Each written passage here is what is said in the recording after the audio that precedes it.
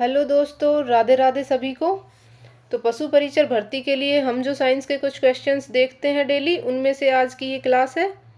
तो इसमें देखिए, फर्स्ट क्वेश्चन, रबड़ को कड़ा करने के लिए किस पदार्थ को मिलाया जाता है? तो उसके लिए किसको मिलाया जाता है? सल्फर को। इसको क्या कहते हैं? सल्फर को मिलाने को वल्कनीकरण, या इंग्लिश में कहें तो वल्कनाइजेशन। नेक्स्ट क्वेश्चन देखिए, लौह अयस्क प्रकृति में किस अवस्था में पाए जाते हैं? तो ऑक्साइड अवस्था में पाए जाते हैं। नेक्स्ट क्वेश्चन देखिए, किस धातु को नोबल धातु कहते हैं? तो नोबल धातुएं कौन सी होती हैं? वे धातुएं जिनका आर्द्र वायु के संपर्क में रहने के बावजूद भी क्या ना हो, क्षरण नहीं हो या ऑक्सीकरण नहीं हो, मतलब कि बहुत कम हो। जैसे कि चांदी हो गई, सोना हो गया, प्लेटिनम हो गया, रोडियम हो गया, एक्सेट्रा। नेक्स्ट क्वेश्चन देखिए, किस फसल से मिट्टी की नाइट्रोजन में वृद्धि होती है? नाइट्रोजन क्या है? पौधों के लिए एक उर्वरक की तरह काम करता है। तो उसके लिए हमें कौन सी फसलें उगानी होंगी जो कि लेग्यूमिनस प्लांट होते हैं? जैसे कि मटर हो गया, दालें हो गई डिफरेंट टाइप्स की, इसके अलावा सोयाबीन हो गया। ये सब क्या करती हैं? मिट्टी में नाइट्रोजन की वृद्धि करती हैं। नेक्स्ट क्वेश्चन देखिए, खाना पकाने वाले सोडे का रासायनिक नाम क्या है? हमारे घर में खाना कौन पकाता है? या ये मान लो कि बड़े बड़े घरों में खाना कौन पकाता है? बाई। यहाँ आपको कंफ्यूज नहीं होना है, क्योंकि कई बार क्या होता है, पता नहीं चलता है कि रासायनिक नाम सोडियम कार्बोनेट है या बाई कार्बोनेट है। तो आपको कंफ्यूज ना हो कि यहाँ पे बाई से ध्यान रखना है, सोडियम बाइकार्बोनेट। सोडियम बाइकार्बोनेट का फॉर्मूला क्या होता है? NaHCO3, जिसको कि क्या कहते हैं? मीठा सोडा भी कहते हैं सोडियम कार्बोनेट को।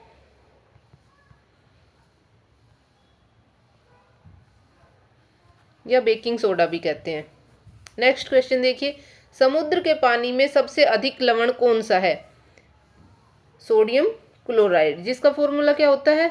NaCl। और इसी की वजह से समुद्र का पानी क्या होता है? खारा होता है। इसी को क्या कहते हैं? साधारण नमक या कॉमन सोल्ट कहते हैं।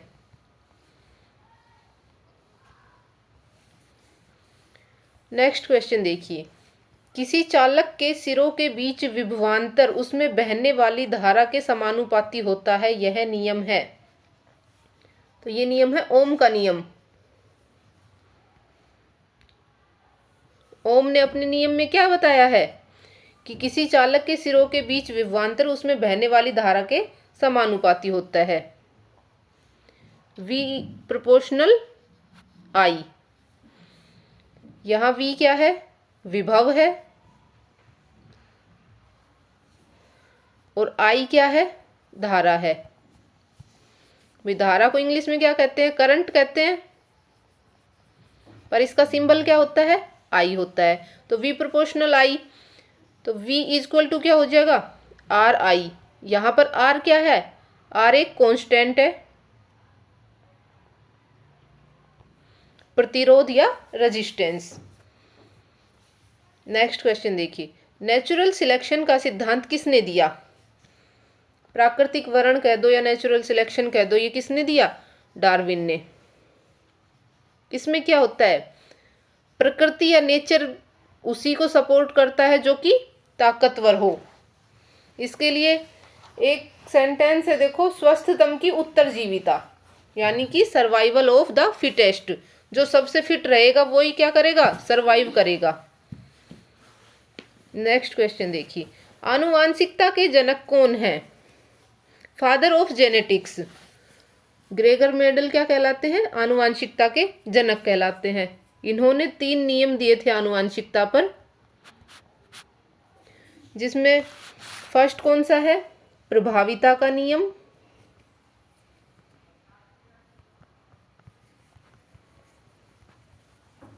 प्रभाविता का नियम। सेकंड कौन सा है? युग्मकों की शुद्धता का नियम अथवा पृथक्करण का नियम।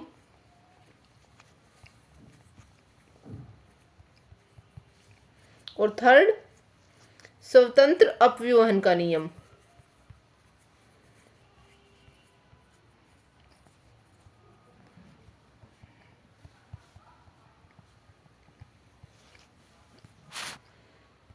नेक्स्ट क्वेश्चन देखिए, लेंज का नियम किससे संबंधित है?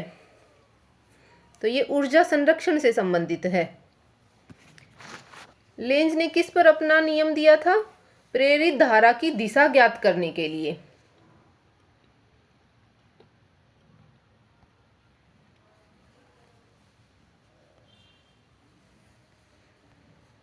लेंज ने प्रेरित धारा की दिशा ज्ञात करने के लिए अपना नियम दिया था।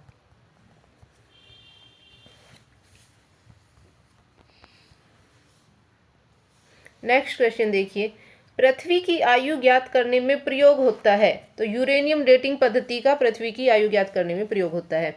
नेक्स्ट देखिए, जीवाश्म व पेड़ पौधों की आयु ज्ञात करने में किसका प्रयोग किया जाता है? तो कार्बन डेटिंग पद्धति का प्रयोग जीवाश्म और पेड़ पौधों की आयु ज्ञात करने में किया जाता है।